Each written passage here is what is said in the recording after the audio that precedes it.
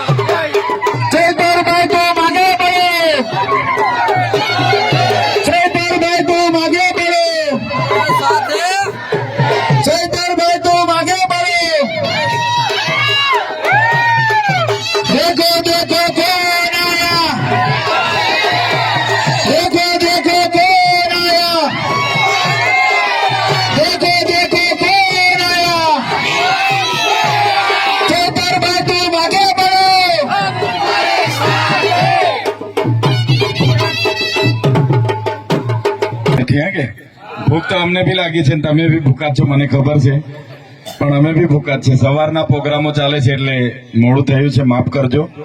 પણ નારા થોડા લગાડવા પડશે, કેમ કે આટલામાં ભાજપના ઘણા નેતાઓ રહી છે. એક બે જણને મોકલેલા પણ હશે કે ભાઈ વિડીયો બનાવી લાવો, એમ મોકલેલા હોય ને, તો એમાં વિડીયોમાં ભલે એ લોકો વિડીયો ઉતારતા, એમાં નારા તો આપણા જોરથી લાગવા જ જોઈએ, બરાબર ને? ભારત માતા કી, ભારત માતા કી. ધન્યવાદ. જય જોહાર, જય જોહાર. આજની પ્રતાપનગર ક્રાંતિકારી ભૂમિ પર વિજય વિશ્વાસ સભામાં અમે ઉપસ્થિત થયા છે, ત્યારે મારી સાથે જેમણે હમણાં માર્ગદર્શન પૂરું પાડ્યું અને હર હંમેશ લોકોનો અવાજ બનતા, લોકો માટે લડતા એવા નર્મદા જિલ્લાના પ્રમુખ નિરંજનભાઈ વસાવા, સાથે આપણી જિલ્લા પંચાયત બેઠકના ઉમેદવાર એવા મનીષાબેન, આપણી પ્રતાપનગર તાલુકા પંચાયત બેઠકના ઉમેદવાર એવા રીનાબેન, સાથે ધારીખેડા તાલુકા પંચાયતના ઉમેદવાર એવા સુનિતાબેન, આપણી નાવરા તાલુકા પંચાયતના ઉમેદવાર એવા વસુંધરાબેન, સાથે સિસોદરા તાલુકા પંચાયતના ઉમેદવાર એવા રીતેશભાઈ, મંચસ્થ અમારા સાથી અને આગેવાન એવા મનોજભાઈ પટેલ, સાથે મંચસ્થ આમલેથા જિલ્લા પંચાયતના ઉમેદવાર કૌશિકભાઈ અને તમામ પદાધિકારીઓ અને મોટી સંખ્યામાં આજુબાજુના ગામથી અને ગામથી પધારેલા મારા વડીલો, માતા તુલ્ય માતાઓ, બહેનો, યુવાન સાથીઓ, ભૂલકાઓ, બધાને હું મારા નમન કરું છું, જોહાર વંદન કરું છું. આમ તો બધી વાતો કરી જ છે. તાલુકા જિલ્લા પંચાયતના ઉમેદવારના સમર્થનમાં અમે આવ્યા છે ત્યારે હું 2-4 વાતો તમારા ધ્યાન પર મૂકીશ. તમે નિરંજનભાઈ, બરાબર, અમારા ઇલાકામાં મેં 48 ગામ ફરી વળ્યો. 48 ગામ મેં 4-4 વખત ફરી વળ્યો. કેટલી વાર? 4-4 વખત.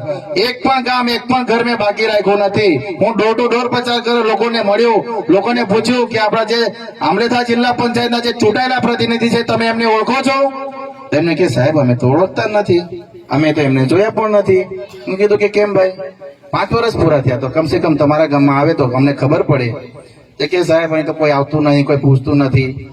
તો મિત્રો, આ જ વાત પર મેં એક વાત કરીશ કે આ લોકો એવા છે કે કુવાના દેડકાની જેમ છે. 5 વર્ષ એટલે કે જ્યારે વોટ માંગવાનું આવે ત્યારે દેડકાની જેમ ડેવ ડેવ ડેવ ડેવ કરતા કરતા બહાર આવે વોટ માંગવા, અને જ્યારે ચૂંટણી પૂરી થાય તો ડેવ ડેવ કરતા પાછા કુવા પે જાય. એટલે જ્યાં સુધી 5 વર્ષ પૂરા ના થાય ત્યાં સુધી એ લોકો નીકળે નહીં. એટલે આપણે એવા તત્વોને જાણી લેવું જોઈએ. અને કણપોર ગામેથી અમે ડોર ટુ ડોર પ્રચાર કરીને નીકળ્યા પછી અમારી ઉપર તો ભાઈ હુમલો કરવામાં આવ્યો. એ લોકોના માણસો આવ્યા કે અમે આમ કરી નાખીએ, તેમ કરી નાખીએ, અને અમારી આગળ તો બધું એવા હથિયારો કાઢીને ઉભા રહી ગયા. પણ મેં કીધું કે ભાઈ અમે રાજકારણમાં આવ્યા છે, અમે ચૈતરભાઈના પાર્ટીમાં છે ભાઈ, અમે પાછળ હટવા વાળા માણસ નથી. તમારે જાણવું હોય તો જાણી લેજો, અમે પાછળ હટવા વાળા માણસ નથી. પાછળ હટવા વાળો હશે તે બીજું, આ કૌશિક વસાવા નહીં. એટલે મિત્રો, આજ મેસેજ તમને આપવા માંગુ છું કે અમારી જેમ તમે પણ જાગૃત થાઓ, તમે નીડર બનો. તમે જોયું હશે કે આપણે રસ્તા પરથી જઈએ છીએ તો પોલીસ પ્રશાસન આપણને ઘણું બધું એવું હેરાન કરે છે. આપણી પાસે કાગળિયા હોય છે તોય છતાં આપણને હેરાનગતિ કરે છે. એ હેરાનગતિને અટકાવવા માટે આપણા ચૈતરભાઈ વસાવા પણ આપણને એવો સાથ સહકાર આપે છે કે ભાઈ આ રીતે અમારા આદિવાસી સમાજના લોકોને કેમ તમે હેરાન કરો છો, ખાસ કરીને કેમ કે બચારો રાજપીપળા જતો હોય અને 500 રૂપિયા મજૂરી લાવ્યો હોય ને બચારો ત્યાં આવીને વીરપુર ચોકડી પકડે અને મેમો પાડે 500 રૂપિયાનો. તો બચારાનું પેટ્રોલ જવાનું અને આવવાનું પેટ્રોલ 100 રૂપિયા થાય અને 500 રૂપિયા મજૂરી હોય તો ઉપરથી એ માણસ 100 રૂપિયા આપીને આવે. એટલે મિત્રો, આપણે જાગવું પડશે અને દરેક લોકોની સામે આપણે બોલતા શીખવું પડશે અને અવાજ ઉઠાવતા શીખવું પડશે. જો આપણે નહીં બોલીશું તો ક્યારેય નહીં બોલીશું. એટલા માટે બધા જાગૃત થાવ. ચૈતરભાઈ વસાવાનું એક જ છે કે ભાઈ બધા જાગૃત બનો. પોતપોતાનો અધિકાર છે બોલવાનો, આપણે સ્વતંત્ર છે. એટલા માટે હવે આપણે જાગૃત થવું પડશે મિત્રો. ત્યાર પછી વાત કરું, આપણા ચૈતરભાઈ વસાવા આવે છે ત્યાં સુધી હું થોડી ઘણી વાત કરી લઉં મિત્રો. વાંધો નહીં ને? હું થોડી ઘણી મારી વાત કરી લઉં તો વાંધો નથી ને કોઈને? તો મિત્રો, હું વાત આગળ ચલાવું. થોડા સમય પછી, અઠવાડિયા પછી અમે ગોઠવ્યું કે કણપોર ગામની બાજુમાં મયાસી કરીને ગામ છે.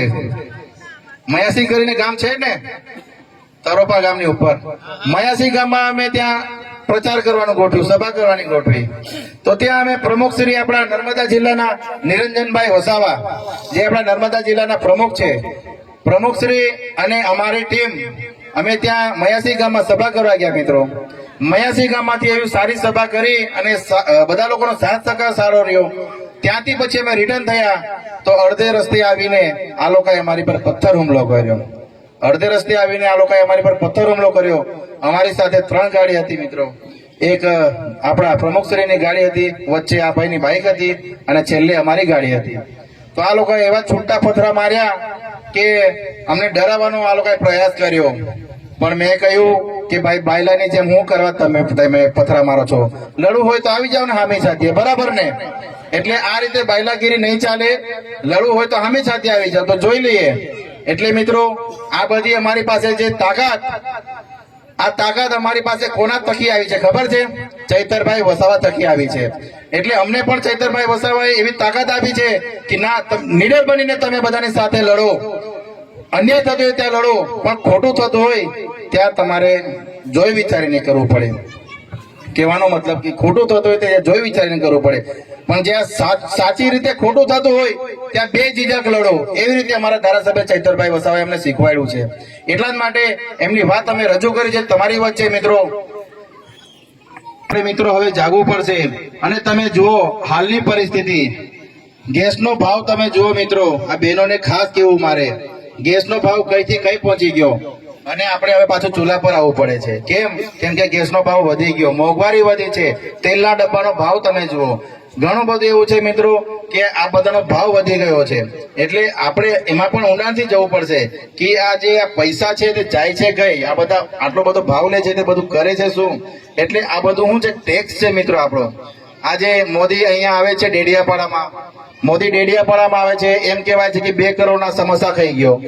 બરાબર, મોદી આવીને 2 કરોડના સમોસા ખાઈ ગયો. 2 કરોડના સમોસા કમસે કમ 20 થી 22 લાખ સમોસા થાય.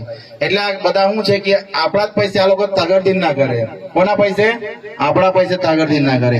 પ્રજાના ટેક્સના પૈસે, તમારા બધાના પૈસાના ટેક્સના પૈસા આ લોકો તાગડધીન ના કરે છે. એટલે આપણે જાગવું પડશે. હવે આ સરકારે તો આપણને લાઈન પર લગાડતા કરી દીધા. તમે જુઓ બેંકમાં પણ લાઈન, ગેસ લેવા જાવ તો પણ અંદર લાઈન મૂકવાની, ત્યાં નીચે પેલા મૂકવાના એમના, તેમાં લાઈન. પેટ્રોલ પંપ પર પણ હવે લાઈન લગાવી દીધી. પેટ્રોલ પંપ પર પણ હવે પેટ્રોલની અછત થઈ ગઈ. હમણાં થોડા સમય પહેલા તો પેટ્રોલ પંપ બંધ થઈ ગયા હતા. એટલે આ કંઈક ને કંઈક આ સરકારને હવે આપણે અહીંથી જવાડવી પડશે મિત્રો. અને આપણે એક સંકલ્પ એવો લેવો પડશે કે ભાજપ હટાવો અને દેશ બચાવો. એટલા માટે આપણા સાહેબ લડત આપે છે મિત્રો. તો આપણે સાહેબને આપણે સાથ સહકાર સારો આપીએ. તમે જુઓ, અમે અહીંયા અમારા વિસ્તારમાં અમે ઘણા બધા એવા ગામડાઓમાં ફર્યા, ત્યાં સ્કૂલો જોઈ, જર્જરિત સ્કૂલો હતી.